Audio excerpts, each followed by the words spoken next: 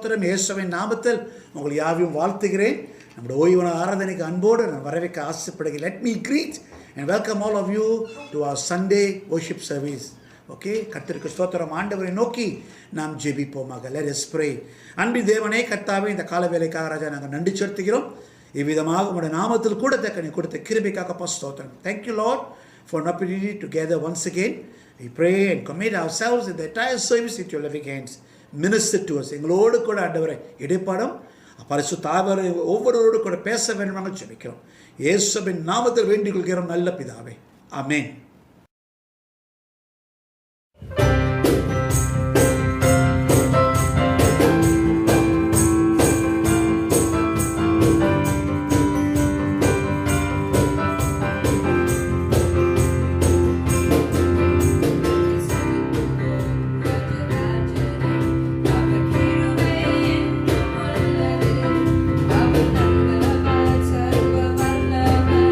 அவர் கிருபை என்றும்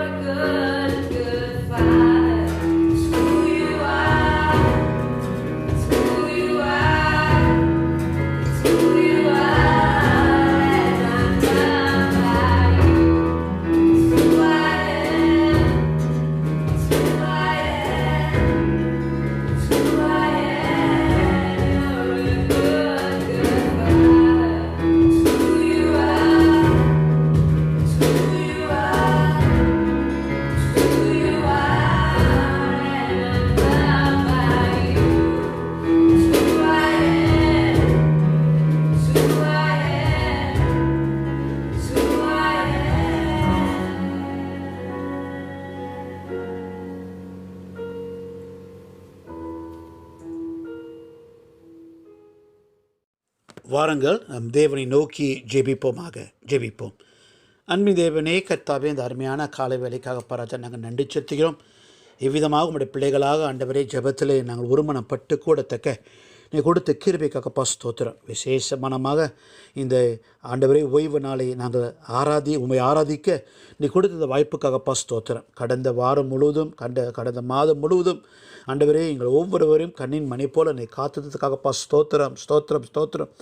எங்கள் ஒவ்வொருவரையும் ஆண்டவரே உங்களுடைய பரிசுத்த கரத்தினால் நீ தாங்கி ஆசீர்வதித்து வந்ததுக்காக பாராஜா நாங்கள் நன்றி செலுத்துகிறோம். இந்நாள் வரை கர்த்தாவே எங்களை யாவையும் நீ சுமந்தீர், எங்கள் தேவைகள் யாவற்றையும் நீ சந்தித்து அதுக்காக ஸ்தோத்திரம் செலுத்துகிறோம். ஆண்டவரே, நீர் எங்களுடைய பிதாவாக இருக்கிறதுனால ஆண்டவரே உங்களுடைய நாமத்தை நாங்கள் ஆண்டவரை ஆசீர்வதிக்கிறோம், உங்கள் நாமத்தை நாங்கள் துதிக்கிறோம். அப்பா, எங்கள் யாவரையும் கண்மணிகள் போல ஆண்டவரை நீ காத்து வந்ததுக்காக ராஜா நாங்கள் நன்றி என்று சொல்கிறோம். அப்பா, எங்கள் ஒவ்வொருடைய தேவைகளை ஆண்டவரே நீர் விசாரித்து எங்கள் ஒவ்வொருவரையும் ஆண்டவரே ராஜா எங்களை அப்பா அன்பாக தயவாக கிருபையாக நீ நடத்தி வந்ததுக்காகப்பா ஸ்தோத்திரம். விசேஷமாக இந்த காலவேளையில் கூட உங்களுடைய சமூகத்தில் அப்பா ராஜா நாங்கள் ஜெபத்தில் வரும் பொழுது கூட எங்களை நாங்கள் ஆராய்ந்து பார்த்து கொள்கிறோம் ஆண்டவரே. எங்கள் வாழ்க்கையில் நாங்கள் ஆராய்ந்து பார்க்கிறோம் ஆண்டவரே. உங்களுக்கு விரோதமாக நாங்கள் செய்திருக்க தவறுகள், மீறுதல்கள், பாவங்கள், குற்றங்கள் யாவற்றும் உங்களுடைய சமூகத்தில் ஆண்டவரே நாங்கள் அறிக்கை செய்கிறோம். இந்த காலவேளையில் கூட எங்களை ஆண்டவரே முழுமையாக நாங்கள் சமர்ப்பிக்கிறோம். கர்த்தாவே, உங்களுடைய கிருபையின் கரம் எங்களை சூழ்ந்து கொள்ள வேண்டுமாக ஜெபிக்கிறோம். எங்களை ஆசீர்வதிக்க வேண்டுமாக ஜெபிக்கிறோம். அப்பா, உணர்த்தும் ஆண்டவரே. அப்பா ராஜா, எங்கள் வாழ்க்கையிலே ஆண்டவரே எந்த காரியத்திலே ஆண்டவரே ராஜா நாங்கள் சரியாக ஒழுங்காக இராமல் இருக்கிறது ஆண்டவரே நீர் எங்களுக்கு காண்பிக்க வேண்டுமாக ஜெபிக்கிறோம். நீர் எங்களுக்கு வெளிப்படுத்த வேண்டுமாக ஜெபிக்கிறோம். ஆண்டவரே ராஜா, நீர் எவ்விதமாக பரிசுத்தராக இருக்கிறதோ அதே போல் நாங்கள் பரிசுத்தராக இருக்க வாழ்ந்து வர நாங்கள் ஆசைப்படுகிறோம்.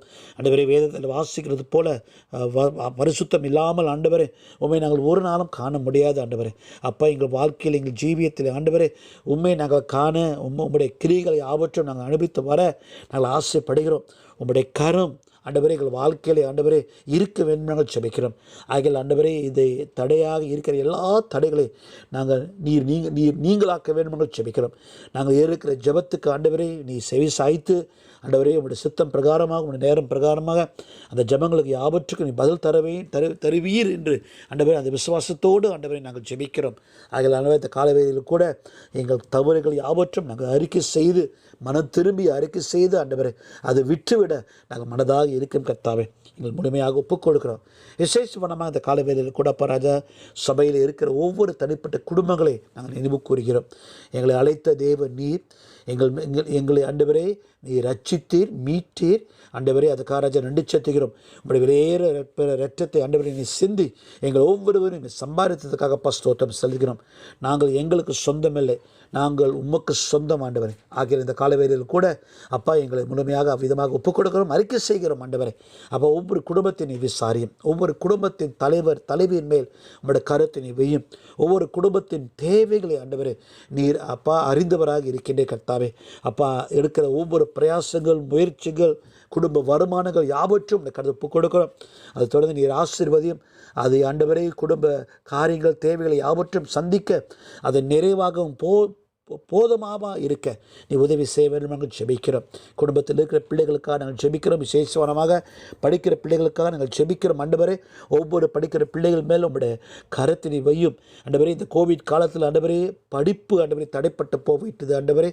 ஆகிய தொடர்ந்து ஆண்டவரே பரப்பமாக பள்ளியில் சென்று பரப்பமாக படிப்பை ஆரம்பிக்கப்படுறது கூட எங்கள் பிள்ளைகள் யாவற்றும் நீ பாதுகாத்து கொள்ளும் ஆண்டவரே. விட்டு பாடத்தை நன்றாக படித்து ஆண்டவரே அப்பா தங்களை ஆயத்தப்படுத்தி பக்குவப்படுத்த நீ உதவி செய்ய வேண்டும் என்று ஜெபிக்கிறோம் ஆண்டவரே. எல்லாவற்றும் உங்களுடைய கருத்து கொடுக்கிறோம் அப்பா, நீ பொறுப்படுத்திக் கொள்ளலாம். விசேஷமாக பரீட்சை எழுதுகிற பிள்ளைகளுக்காக நாங்கள் ஜெபிக்கிறோம் ஆண்டவரே. அப்பா, இந்த பரீட்சை ஆண்டவரே தள்ளி வைக்கப்பட்டது, ஆனாலும் ஆண்டவரே அதுக்கு வேண்டிய ஆயத்தங்களை செய்ய வேண்டும் அப்பா. பிள்ளைகள் அவ்விதமாக ஆயத்தமாக இருந்து இந்த பாடத்தில் ஆண்டவரே பரீட்சையிலே நல்ல விதமாக செய்து நல்ல தேர்வு பெற நீ உதவி செய்ய வேண்டும் என்று ஜெபிக்கிறோம்.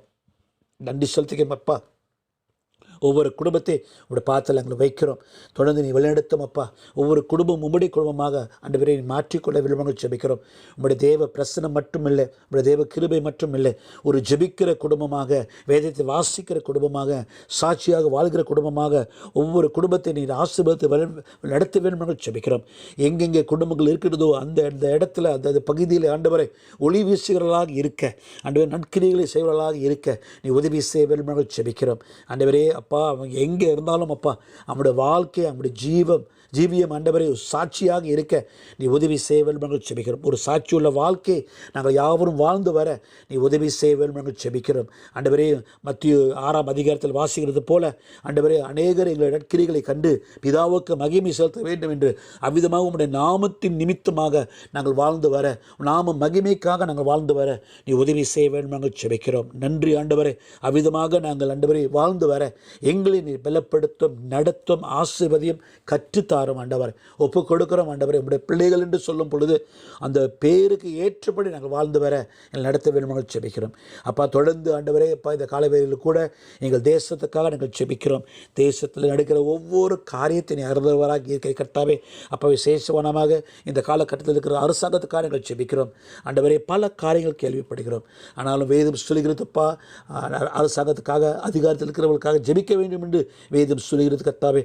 அந்த வார்த்தைக்கு கீழ்ப்படிந்து இந்த தேசத்தின் தலைவர்களுக்காக நாங்கள் தொடர்ந்து ஜெபிக்கிறோம். ஆண்டவரே ராஜா, தேவனுக்கு பயந்து ஆண்டவரே அப்பா அந்த ஊழியங்கள் பொறுப்புகள் ஆண்டவரே அவங்க செய்து வர அப்பா உதவி செய்யும். ஒரு கனமான ஊழியம் ஆண்டவர், ஒரு பொறுப்பான ஊழியம், அந்த தேவ பயத்தோடு அதை யாவற்றும் செய்து வர நீர் உதவி செய்ய வேண்டும் என்று ஜெபிக்கிறோம். பிரதான மந்திரிக்காக நாங்கள் ஜெபிக்கிறோம், அமைச்சர்களுக்காக நாங்கள் ஜெபிக்கிறோம். ஆண்டவர் எந்த ஒரு மறைவாக எந்த ஒரு காரியம் செய்யாதபடி, தவறுகள் செய்யாதபடி ஒவ்வொருவரையும் ஆண்டவரை நேர்மையான அதிகாரிகளாக நீர் அவனை மாற்ற வேண்டும் என்று ஜெபிக்கிறோம். ஆண்டவரே ராஜா, இந்த தேசத்தில் இருக்கின்ற எல்லா விதமான அநீதியான காரியங்களை நீ வெளிப்படுத்தி அது ஆண்டவரே நீர் சரிப்படுத்த வேண்டும் என்று ஜெபிக்கிறோம். கர்த்தாவே உமக்கு தெரியும் ஆண்டவரே, எங்கெங்கே ஊழல் இருக்கிறதோ, எங்கெங்கே தப்பு இருக்கிறதோ, யார் யார் தப்பு செய்கிறார் என்று ஆண்டவரே உமக்கு தெரியாதது ஒன்றுமில்லை, மறைக்கப்படுறது ஒன்றுமில்லை. ஆண்டவரே எங்கள் தேசத்தை நீர் காத்துக்கொள்ளும். அருமையான ஒரு தேசம் ஆண்டவரே. இந்த தேசத்தை ஆண்டவரே இவர்கள் தவறு செய்து தவறு நிமித்தமாக ஆண்டவரை சீர்குலைந்து போகாதபடி, மோசமான நிலைமைக்கு வராதபடி நீர் ஆண்டவர்களை காத்துக்கொள்ள வேண்டும் ஜெபிக்கிறோம். ஆண்டவரே ராஜா, பல காரியங்கள் அரசியல் ரீதியில் நடக்கிறது ஆண்டவரே அப்பா. ஒவ்வொரு அரசியல் காரியத்திலே ஆண்டவரே ஏதோ ஒரு காரியம் இருக்குது கர்த்தாவே. அது எல்லாவற்றும் அப்படி சம்பவத்தில் ஒப்புக் கொடுக்கிறோம். ஆண்டவரே ராஜா, நீதி, நேர்மை இதுக்கு ஆண்டவரே அப்பா உண்மையாக இருந்து வர நீ உதவி செய்யும். ஆண்டவரே ராஜா, அவங்க எது செய்தாலும் எல்லாவற்றும் காணுகின்ற ஒரு தேவர் இருக்கிறார், நியாயம் விசாரிக்கிறவர் ஒருத்தர் இருக்கிறார் என்று உணர்ந்து செய்ய நீ உதவி செய்ய வேண்டும் ஜெபிக்கிறோம். நாட்டு பொருளாதாரத்துக்காக நாங்கள் தொடர்ந்து ஜெபிக்கிறோம். ஆண்டவரே பொருளாதாரத்தை ஆசீர்வதியும். ஆண்டவரே அநேகர் ஆண்டவரே இந்த கோவிட் காலத்தில் அவனுடைய வேலைகளை இழக்க வேண்டிய ஒரு சூழ்நிலை, அழுத்தல் மத்தியிலே, ப்ரெஷர் மத்தியிலே, டிப்ரெஷன் மத்தியிலே கடந்து இருக்கின்ற சூழ்நிலை, அது யாவற்றும் நீங்களாக்கும் ஆண்டவரே அப்பா. உயிர் சேதம் இல்லாதபடி நீ பார்த்துக்கொள்ள ஆண்டவரே அப்பா. என்ன மாதிரி டிப்ரெஷன் இருந்தாலும் கடப்பா அதிலிருந்து கடந்து வர நீ உதவி செய்ய வேண்டும் ஜெபிக்கிறோம். ஆண்டவரே ராஜா, நீதித்துறைக்காக நாங்கள் தொடர்ந்து ஜெபிக்கிறோம். ஆண்டவரே அநேக கேஸ் ஆண்டவரே நீதித்துறைக்கு வருது ஆண்டவரே. அது நல்ல விதமாக நியாயமாக விசாரித்து ஆண்டவரே நேர்மையான அதிகாரிகள் ஆண்டவரே நீதிபதிகள் ஆண்டவரே இந்த கேஸெல்லாம் விசாரித்து நல்ல நியாயமான பதில் சொல்ல நீ உதவி செய்ய வேண்டும் என்று ஜெபிக்கிறோம் அப்பா. இந்த தேசம் எங்களுடைய தேசம் ஆண்டவரே. இங்கே தான் ஆண்டவரே நாங்கள் பிறந்தோம், இங்கே தான் நாங்கள் வாழ்ந்து இருக்கிறோம், இங்கே தான் எங்கள் காலத்தை முடிப்போம் ஆண்டவரே. அது மட்டும் இல்லைப்பா, எங்கள் தலைமுறை இங்கே தான் இருக்குது கர்த்தாவே. ஆகிய இந்த தேசத்தை விசேஷமானமாக நீ பத்திரப்படுத்திக் கொள்ள வேண்டும் ஜெபிக்கிறோம். பொல்லாங்கானவன் கையிலிருந்து, பொல்லாதவர்கள் கையிலிருந்து அப்போ இந்த தேசத்தை நீ காத்துக்கொள்ள வேண்டும் ஜெபிக்கிறோம். அவள் யாவையும் நீ சந்தியும் ஆண்டவரை, சந்தித்து ஆண்டவரை எல்லாவற்றையும் சரிப்படுத்த வேண்டும் ஜெபிக்கிறோம். உங்களுடைய கருத்தில் ஒப்புக் கொடுக்கிறோம் அப்பா. இந்த தேசத்தை தொடர்ந்து நீர் ஆசீர்வதி வழிநடத்தும் ஆண்டவரை. எலெக்ஷன் வரப்போகுது என்று அடிக்கிற பேசுகிறாங்க, அது வந்தால் வரட்டும் ஆண்டவர். அது வரைக்கும் எங்களை காத்துக்கொள்ளும், அது வரைக்கும் எங்களை நடத்த வேண்டும் ஜெபிக்கிறோம் அப்பா. நன்றி நன்றி நன்றி அப்பா. தொடர்ந்து ஆண்டவரே சபையில் எடுக்கிற ஒவ்வொரு ஊழியத்துக்காக நாங்கள் ஜெபிக்கிறோம். ஜெப கூட்டத்துக்காக நன்றி செலுத்துகிறோம். வேத ஆராய்ச்சிக்காக நன்றி செலுத்துகிறோம். ஆண்டவரை வாலிப கூட்டங்களுக்காக நன்றி செலுத்துகிறோம். ஆண்டவர் வெள்ளிப்பற ஊழியத்தை நம்ம தொடர்ந்து தொடர்ந்து ஆரம்பிக்கணும் என்று நாங்கள் திட்டமாக இருக்கிறோம். இந்த ஒவ்வொரு ஊழியங்களை ஆண்டவரை உடைய பாத்திரங்களை வைக்கிறோம்.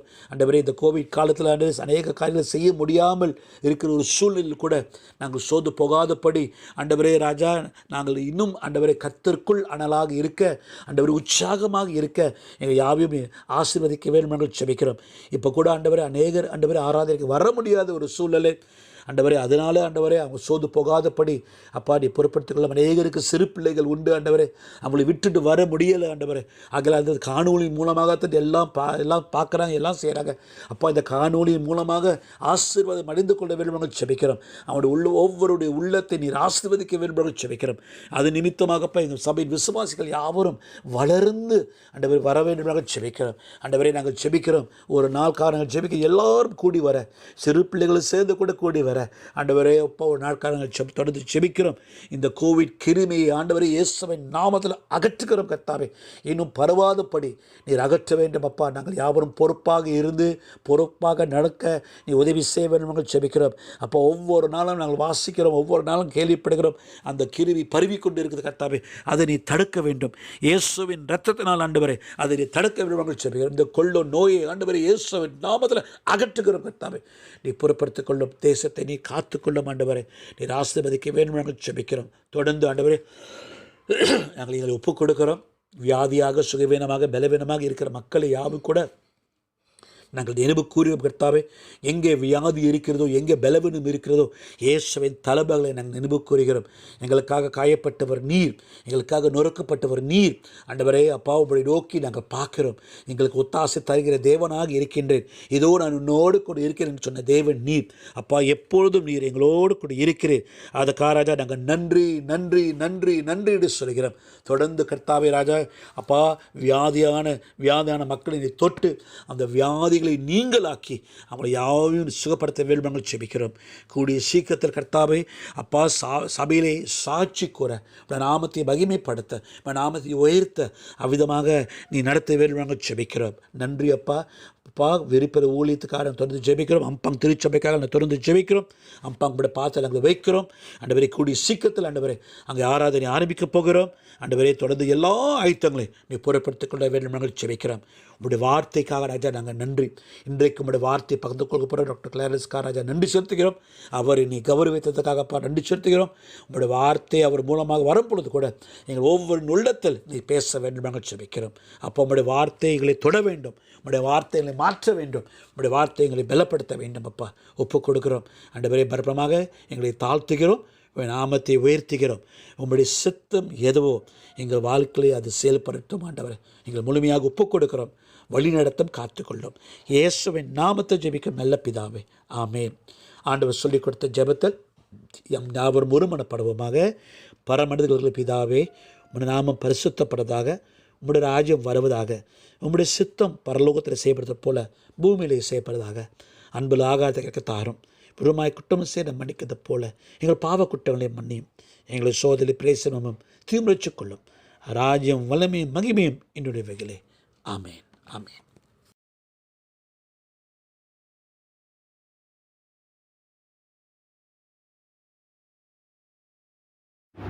இன்று வாசிக்கும்படியாய் தெரிந்து கொள்ளப்பட்ட வேத பகுதி ஆதியாகமம் 26ஆம் அதிகாரம் வசனங்கள் 1 தொடங்கி 5 முடிய.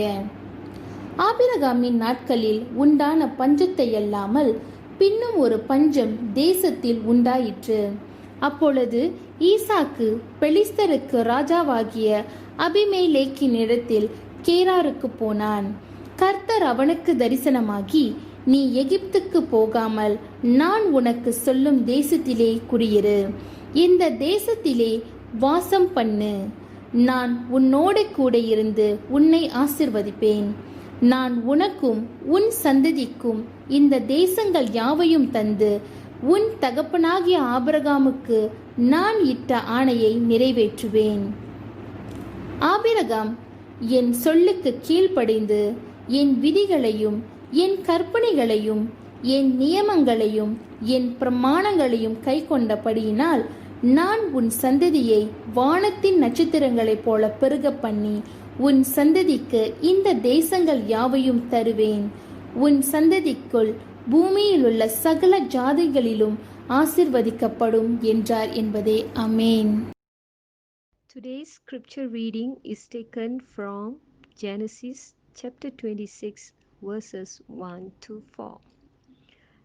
Now there was a famine in the land besides the former famine that was in the days of Abraham.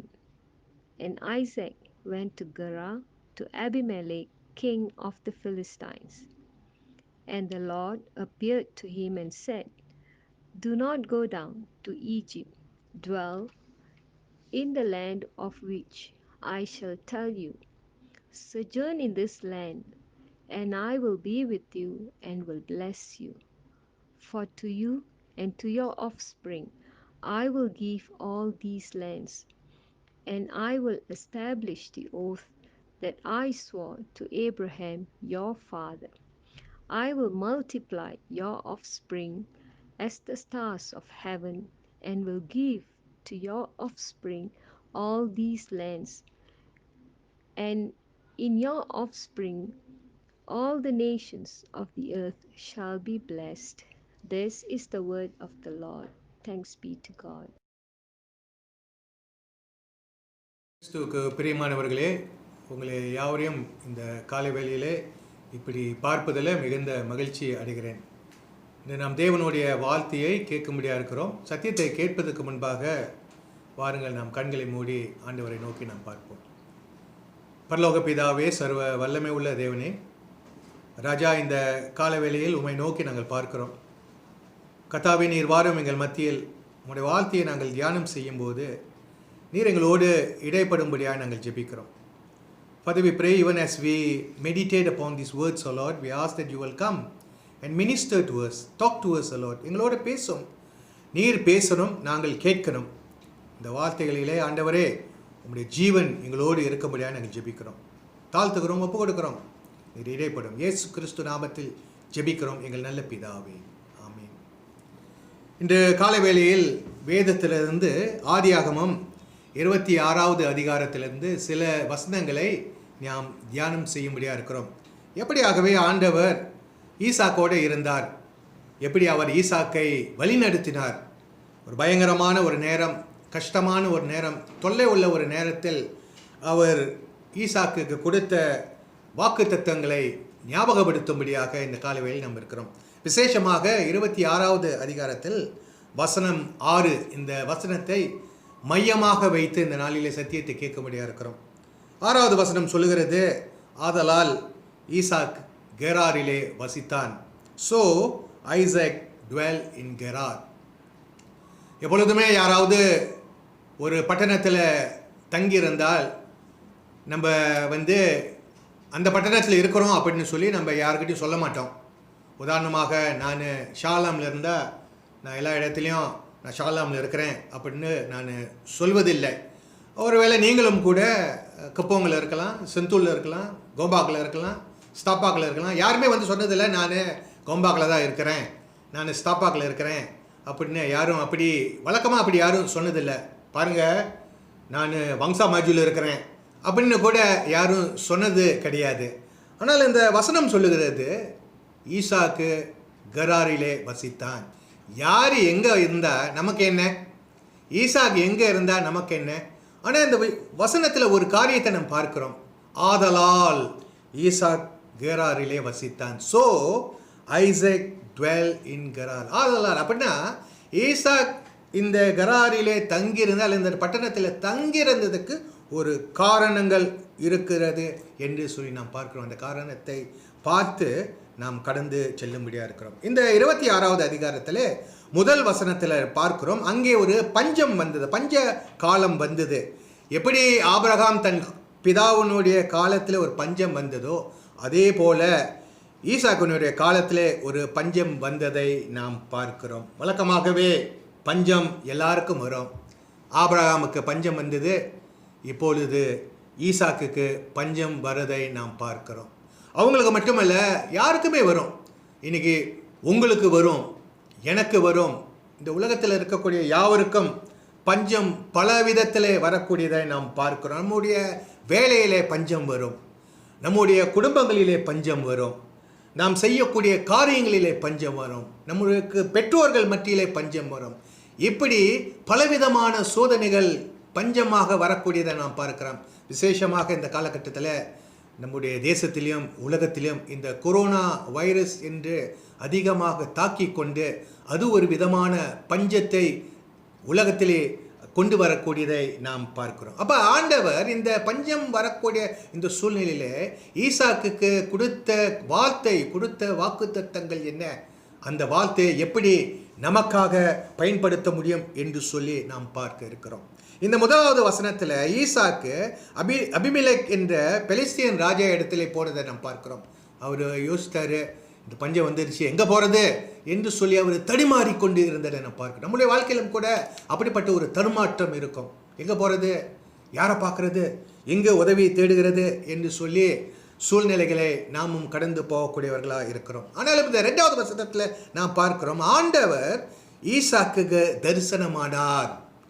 In verse 2 we hear that then the Lord appeared to him and said, ஆண்டவர் ஈசாக்குக்கு தரிசனமாய் சொன்னார், நீ எகிப்துக்கு போகாத. ஏன்னா இவருடைய திட்டம் எகிப்து தேசத்துக்கு போகலாம், அங்கே போனால் பிழைக்கலாம், அங்கே போனால் நம்ம வாழலாம், அந்த இடம் நல்ல இடம், அது ஆசீர்வாதமான இடம் என்று எண்ணிக்கொண்டு இருந்தக்கூடிய ஈசாக்குக்கு ஆண்டவர் சொன்னார், நீ எகிப்துக்கு போகாதப்பா, நீ அங்கே போகாத, அது உனக்கு உரிய இடம் இல்லை என்று சொல்லி ஈசாக்குக்கு சொன்னதை நாம் பார்க்கிறோம். ஆகையால் இப்படி நாம் கலங்கி கொண்டு இருக்கக்கூடிய ஒரு சூழ்நிலையில், நம்முடைய சூழ்நிலையில் பொதுவாக அநேக ஜனங்களுக்கு கஷ்டமாக இருக்கக்கூடிய காலம், வேலை இல்லை, வருமானம் இல்லை, இந்த கொரோனா நோயினால் பலவிதமான தாக்குதல் இருக்கக்கூடிய நேரத்தில் நாம் பலவிதமான சிந்தையில் இருக்கும்போது கூட அதே ஆண்டவர் ஈசாக்கை சந்தித்த தேவன் நம்மையும் சந்திக்க முடியாது இருக்கிறார். அவர் சொல்கிறார், மகளே நீ எங்கேயும் போகாத, நீ இங்கே இரு, நான் உன்னோடு இருக்கிறேன்,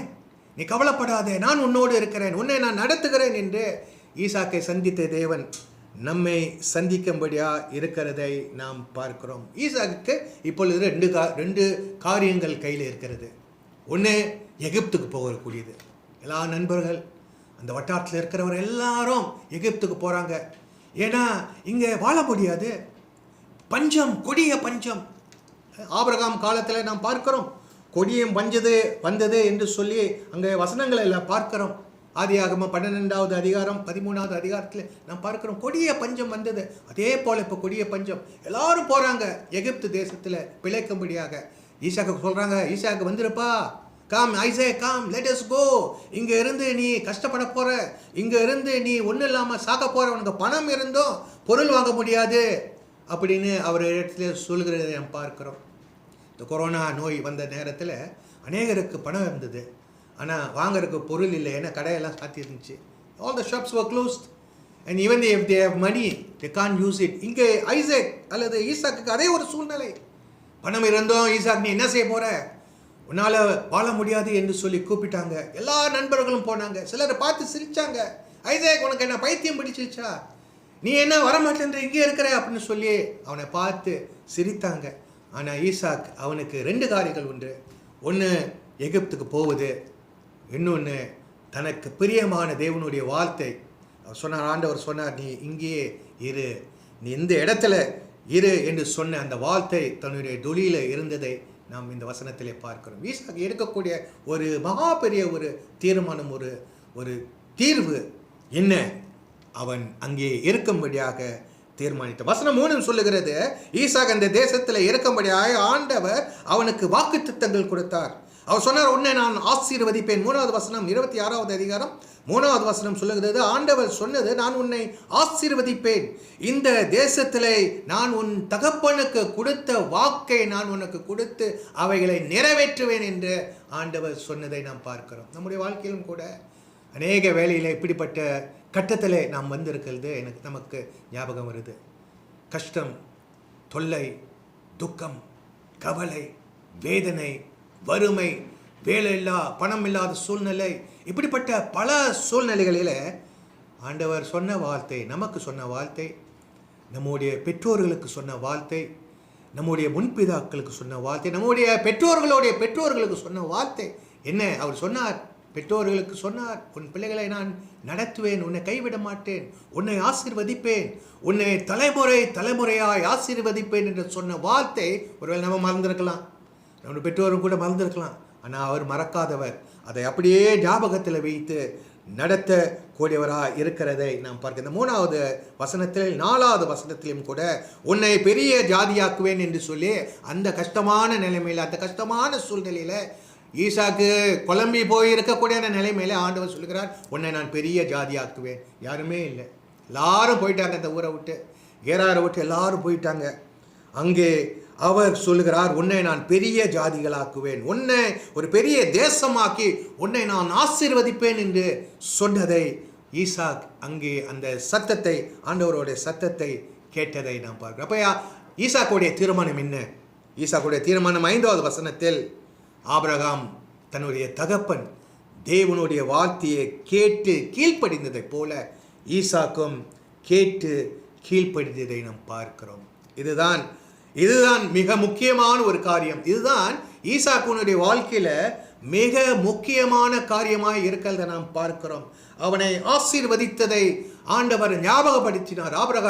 ஆபிரகாமை ஆசீர்வதித்தது ஆதியாகமம் 12வது அதிகாரம் 7வது வசனம், 13வது அதிகாரம் 15வது வசனம், 15வது அதிகாரம் 18வது வசனத்திலே எப்படி ஆண்டவர் பல முறை ஆபிரகாமை ஆசீர்வதிப்பேன், உன் பிள்ளைகளை ஆசீர்வதிப்பேன், உன் தலைமுறையை ஆசீர்வதிப்பேன் என்று ஞாபகப்படுத்தினாரோ அதே வார்த்தையை அவள் தன்னுடைய ஆபிரகாமுடைய குமாரனுக்கு ஈசாக்குக்கு சொன்னதை நாம் பார்க்கிறோம். இந்த வாக்கு தத்துவத்தை பிடித்து கொண்டு ஞாபகத்தில் வைத்த ஈசாக் அவன் இந்த கராரிலே தங்கும்படியாக எடுத்த ஒரு பெரிய தீர்மானம். அதுதான் இந்த 6வது வசனத்தில் நாம் பார்க்கிறோம்.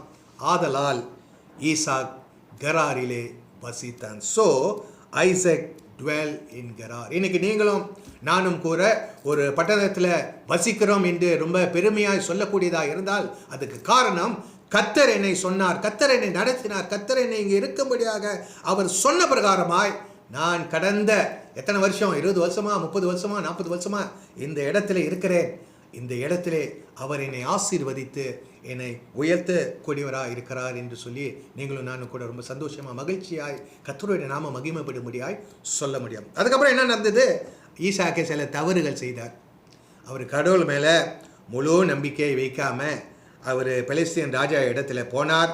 அங்கே சில தவறான வார்த்தைகள், சில தீர்மானங்களை எடுத்தார். அதுக்கப்புறம் 12வது வசனத்துக்கு நாம் வருவோம்.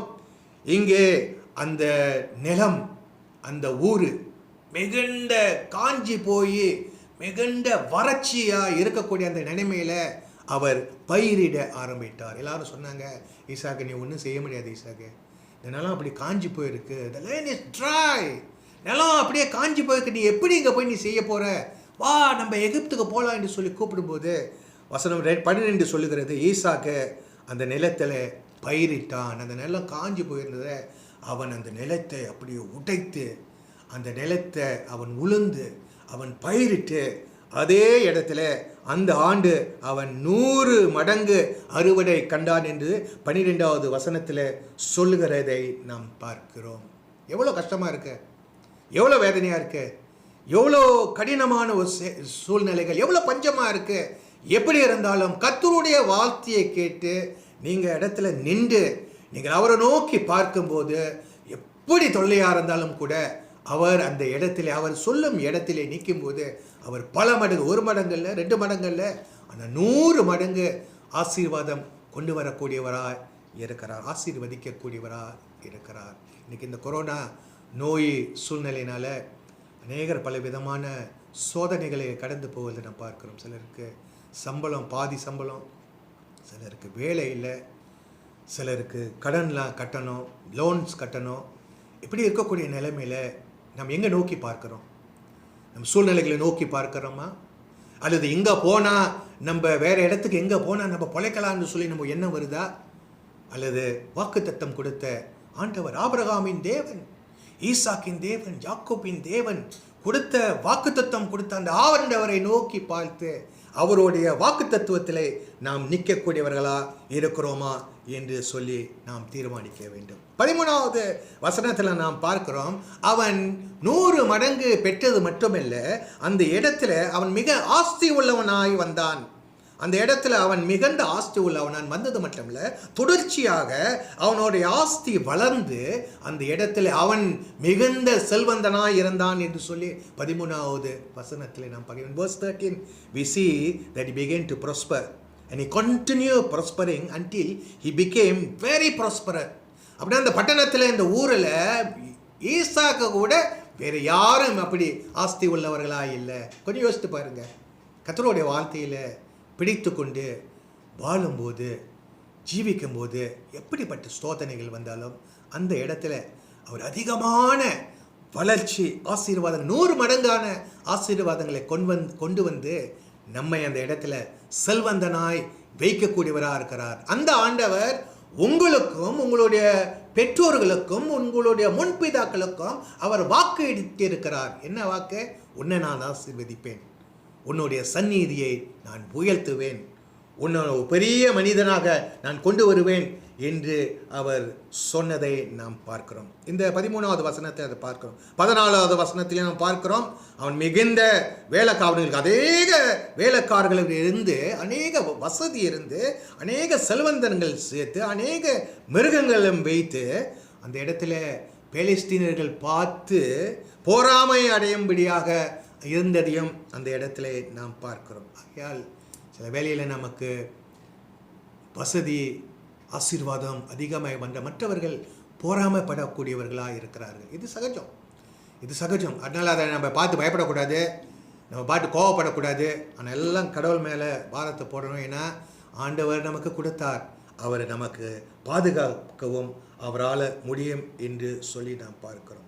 ஆகையால் 18வது வசனத்தில் பார்க்கிறோம், ஆபிரகாம் காலத்தில் இருந்த கிணறுகளை எல்லாம் மறுபடியுமாக ஈசாக்கு தோண்டி எடுத்து அங்கே அதை பயன்படுத்ததை நாம் பார்க்கிறோம். அந்த இடத்திலையும் கூட அவர் நின்று தன் பிதாவை மரணத்தை ஞாபகப்படுத்துவதையும் நாம் பார்க்கிறோம். இப்படியாகவே ஆண்டவர் மிகுந்த செல்வந்தனாக, மிகுந்த ஆசீர்வாதவனாக இருக்கிறதை நாம் பார்க்கிறோம். இன்னும் 2-3 வசனத்தில் நான் சொல்லி முடிச்சிருவேன். 24வது வசனத்தில் எல்லா விதத்திலையும் கூட ஆண்டவர் ஈசாக்கோடு இருந்தார். ஆண்டவர் ஈசாக்கோடு இருந்து அவனுக்கு இரவும் பகலுமாக அவனோடு இருந்து, பயப்படாத ஈசாக், உன் தகப்பனோடு இருந்த நான் உன்னோடையும் இருந்து உன்னை நான் ஆசீர்வதிப்பேன் என்று அவனுக்கு எச்சரிக்கை மேலே எச்சரிக்கையாக அவனுக்கு ஞாபகப்படுத்தி கொண்டு இருந்ததை நம்ம பாருங்க. ஏன்னா இது ரொம்ப முக்கியம்.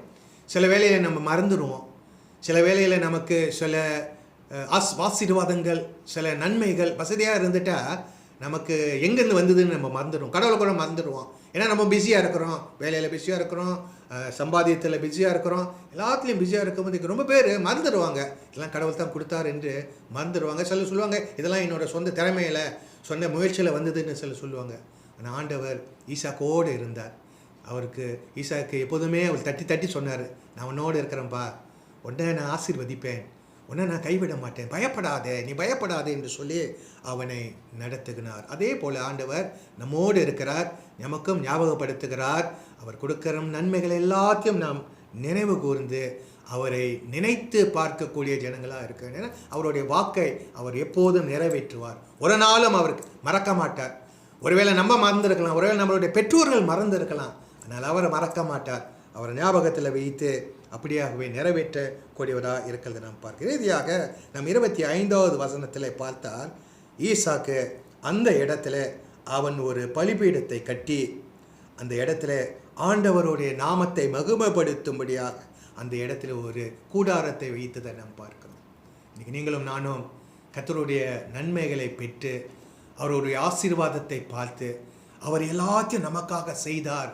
பஞ்சம் வந்தது, கஷ்டம் வந்தது, கொரோனா நோய் வந்தது, அது தாக்குனது, அது மரணத்தை கொண்டு வந்தது, உலக பதறிக்கொண்டு இருந்த கூடிய நிலைமையிலும் அவர் என்னோடு இருந்து, என்னோட குடும்பத்தோடு இருந்து, என்னோட ஜனங்களோடு இருந்து, என்னோட சமுதாயத்தோடு இருந்து அவர் பாதுகாத்தார் என்று சொல்லி நாமும் கூட நம்முடைய உள்ளத்தில், நம்முடைய வீட்டில், நம்முடைய ஆலயத்தில் அவருக்கென்று ஒரு பலிபீடத்தை, ஸ்தோத்திர பலியை உண்டாக்கி அவருக்கு ஒன்று ஒரு கூடாரத்தை செய்து அவரை வணங்கக்கூடிய ஜனங்களாக இருக்க வேண்டும், அவரை ஆராதிக்கக்கூடிய ஜனங்களாக இருக்க வேண்டும், அவரை மகிமைப்படுத்தக்கூடிய ஜனங்களாக இருக்க வேண்டும். அதை கர்த்தர் விரும்புகிறார்.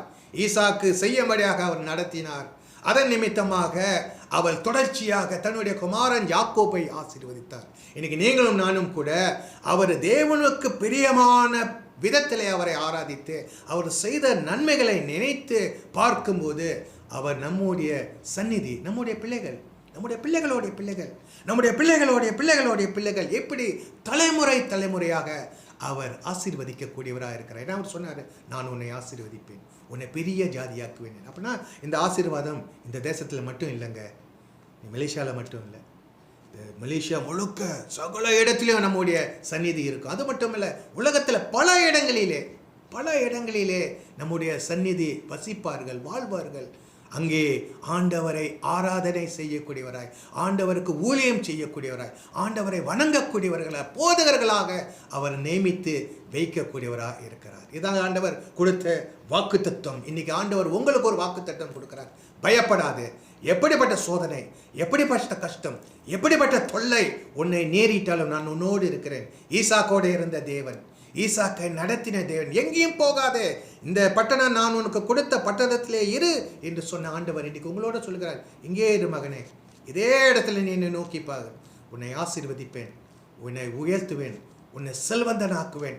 அது மட்டுமல்ல, உன்னுடைய சந்நிதி பிள்ளைகள், பிள்ளைகளுடைய பிள்ளைகள், பிள்ளைகளுடைய பிள்ளைகளுடைய பிள்ளைகள், இப்படி தலைமுறை தலைமுறையாக உன்னை ஆசீர்வித்து உன்னை உயர்த்துவேன் என்று ஞாபகப்படுத்துகிறார். கவலைப்படாதீங்க, பயப்படாதீங்க. உங்களுடைய தேவனாகிய கர்த்தர் உங்களோடு இருந்து உங்களை ஆசீர்வதிப்பாராக. கர்த்தருடைய நாமத்துக்கு மகிமை உண்டாகட்டும். வாருங்கள் நாம் ஜெபம் செய்வோம். பரலோக பிதாவே, சர்வ வல்லமை உள்ளவரே, ஆபிரகாமோடு இருந்த ஆண்டவர் இந்த வசனங்கள் மூலியமாக நீர் ஈசாக்கோடு இருந்தீர். ஈசாக் கீழ்ப்படிந்த பிரகாரமார் நீ யாக்கோபோடு இருந்தீர். இந்த நாளிலே இந்த வார்த்தையை கேட்ட நாங்கள் எங்களுடைய பயம், கவலை, தொல்லம், அச்சை யாவையும் தள்ளி போட்டு அகற்றி உண்மையிலே முழு நம்பிக்கை வைத்து உடைய வார்த்தையில் நின்று நீ சொல்லும் வாக்குத்தத்தங்களை கேட்டு நடக்க முடியாக நாங்கள் ஜெபிக்கிறோம். எங்களுக்கு தெளிந்த புத்தியை தாரும், தெளிந்த சிந்தனையை தாரும், தைரியத்தை தாரும். உடைய வார்த்தையின் பிரகாரமாய் ஜீவிக்க எங்களை நடத்தும் ஆண்டவரே. நாங்களும் ஆண்டவரே உமக்கு கீழ்ப்படிந்து ஆசீர்வாதம் பெறக்கூடிய ஜனங்களாக, அதிகமான ஆசீர்வாதம் இந்த தேசத்தில் மட்டுமல்ல உலகத்தில் பல இடங்களிலே ஆண்டவரே ஆசீர்வாதப்பட்ட ஜனங்களாக தலைமுறையாக வாழ எங்களை வழிநடத்தும். நீ பேசின வார்த்தைக்காக நன்றி. எங்களுக்கு கொடுத்த இந்த வாக்குத்தத்தங்களுக்காக நன்றி செலுத்துகிறோம். தொடர்ந்து எங்களை நடத்தும், பாதுகாத்துக் கொள்ளும். இயேசு கிறிஸ்துவின் மாறாத நாமத்தில் ஜெபிக்கிறோம் எங்கள் நல்ல பிதாவே, ஆமென். கர்த்தருக்கு ஸ்தோத்திரம். இந்த வேளையில் கூட நம்மை ஆசீர்வதிக்கிற தேவனை நாம் ஆசீர்வதிப்போமாக. It is time now to bless the Lord who has blessed us all this while. ஆகிய நம்முடைய காணிக்கையும் தசோபாகத்திலே கரத்தில் எடுத்துக்கொள்ளுங்கள். நம் தேவனை நோக்கி நாம் பார்ப்போமாக. Let us look to God, the giver of all blessings, and give thanks to him. நன்றி செலுத்துவோமாக. ஜெபிப்போம். அன்பின் தேவனே, கர்த்தாவே, எங்களை எப்பொழுதும் நினைவு கூறுகிற தேவனாக இருக்கிறேன். எங்கள் அன்றாட தேவைகள் யாவற்றும் இந்நாள் வரை குறையில்லாமல் சந்தித்ததற்காக ஸ்தோத்திரம். Thank you, Lord, that you have met all our needs without failure, and we thank you and we praise you. Even now we want to bless you. ஆண்டவரே, உம்மை நாங்கள் ஆசீர்வதிக்க ஆண்டவரே ஆசைப்படுகிறோம். எங்கள் காணிக்கும் பசுபாகத்தை நீர் ஏற்றுக்கொள்ளும். இதன் மூலமாக உங்களுடைய ராஜ்யத்தின் தேவைகள் யாவற்றும் நீ சந்தியும். கொடுக்கிற கரம் குடும்பங்களை நீ விசாரியும். அவன் மேல் உங்களுடைய கரம் எப்பொழுதும் காணப்பட வேண்டும் ஜெபிக்கிறோம். இயேசுவின் நாமத்தில் ஜெபிக்கிறோம் நல்ல பிதாவே, ஆமென். இயேசுவின் நாமத்தில் ஒரு சில அறிவிப்பின் மூலமாக உங்களை நான் சந்திக்க ஆசைப்படுகிறேன். Let me greet you and meet you with some announcements for the week. ஆராதனை முடிந்த பிறகு வழக்கமாக நம்முடைய காட்ஸ் கிட்ஸ் ஆன்லைன் நிகழ்ச்சிகள் நடைபெறும். தயவு செய்து உங்களுடைய பிள்ளைகள் இதில் பங்கு பெற வேண்டும் என்று அன்போடு கேட்டுக்கொள்கிறோம். After service we have our God's Kids online program. Please make sure that your kids are part of this online program. வருகின்ற புதன்கிழமை நம்முடைய ஜபக்கூட்டம், சபை ஜபக்கூட்டம் இரவு 8 மணிக்கு நடைபெறும். உங்கள் யாவையும் இந்த ஜெபக்கூட்டத்துக்கு அன்போடு நான் வரவேற்கின்றோம். On Wednesday we have our online prayer meeting and we want to welcome and invite all of you to our prayer meeting Wednesday night at 8 p.m. The Zoom link will be on the church website. இந்த Zoom link வந்து சபையின் வாட்ஸ்அப்பில் நீங்கள் அதை காணலாம். வெள்ளிக்கிழமை நம்முடைய வேதாராய்ச்சி வழக்கமாக இரவு 8 மணிக்கு நடைபெறும். கர்த்தருடைய ஜெபத்தை நாம் கொஞ்சம் கொஞ்சமாக தியானம் செய்து வருகிறோம். நீங்களும் வந்து இந்த வேதாராய்ச்சியில் கலந்து கொள்ள வேண்டும் என்று அன்போடு கேட்டுக்கொள்கிறோம். We want to invite you to our Friday Bible study. It's on the Lord's Prayer at 8 p.m. Come join us as we study the Lord's Prayer together. Confirmation class has now been moved to Saturday from 8:30 to 9:30. திருப்பத்தல் வகுப்பு இனிமேல் பட்டு சனிக்கிழமை காலை 9 மணியிலிருந்து 8 மணியிலிருந்து 9 மணி வரைக்கும் திருப்பத்தல் வகுப்பு. உங்கள் பிள்ளைகளுக்கு இந்த லிங்க் அனுப்பப்படும். கர்த்தர் யாவும் ஆசீர்வதிப்பாராக. சபைக்காகவும் சபை நிகழ்ச்சிக்காக தொடர்ந்து ஜெபியுங்கள். Continue to pray for the church and the church programs. God bless you. ஜனமே, தேவ வார்த்தைக்காக நம் ஆண்டவருக்கு நன்றி செலுத்தும். We will thank God for His word. இந்த வேளையில் கூட நம் ஆராதனைக்கு இறுதியாக ஆண்டவரை நோக்கி நாம் ஜெபிப்போமாக. Let us look to God in prayer. Let us pray. அன்பின் தேவனே, கர்த்தாவே, உம்முடைய வார்த்தைக்காக ராஜா நன்றி. எங்கள் ஒவ்வொருவரோடு கூட தனிப்பட்ட முறையில் நீ பேசுனதுக்காக ராஜா நன்றி செலுத்துகிறோம். உம்முடைய வார்த்தை ஜீவன் உள்ளது. Thank you Lord for your word. Your word is living. Your words minister to each and every one of us. ஆண்டவரே, அந்த வார்த்தையின் படி ஆண்டவரே நாங்கள் கீழ்ப்படிந்து வாழ்ந்து வர நீ உதவி செய்வீர் நாங்கள் ஜெபிக்கிறோம். இந்த வர வாரத்தை உங்களுடைய பாத்திரம் கொடுக்கிறோம். அப்பா, எல்லாவற்றையும் பொறுப்படுத்திக் கொள்ளும். உங்களுடைய தேவ சமூகம் பிரசனம் எங்கள் முன்பாக செல்லட்டும். Lord, we commit the coming week into your loving hands. Let your presence go before us. உம்மை நோக்கி நாங்கள் பார்க்கிறோம். ஆசீர்வாதம் வழி நடத்தும். இயேசுவின் நாமத்தை ஜெபிக்கும் நல்ல பிதாவே, ஆமென். ஆசீர்வாதம் பெற்றுக்கொள்வோம். நம்ம நாதர் இயேசு கிறிஸ்துவின் கிருபையும் பிதாவுடைய அன்பும் பரிசுத்தாவின் அந்யோன்ய ஐக்கியமும் நம் அனைவரோடு மீண்டும் மீண்டும் இருப்பதாக. ஆமென். என் ஆத்மாவே கர்த்தரை ஸ்தோத்திரி, என் முழு உலகமே பரிசுத்த நாமத்தை ஸ்தோத்திரி. என் ஆத்மாவே கர்த்தரை ஸ்தோத்திரி, அவர் செய்த சர்வ காரியம் மறவாதே. ஆமென். எல்லாருக்கும் ஸ்தோத்திரம்.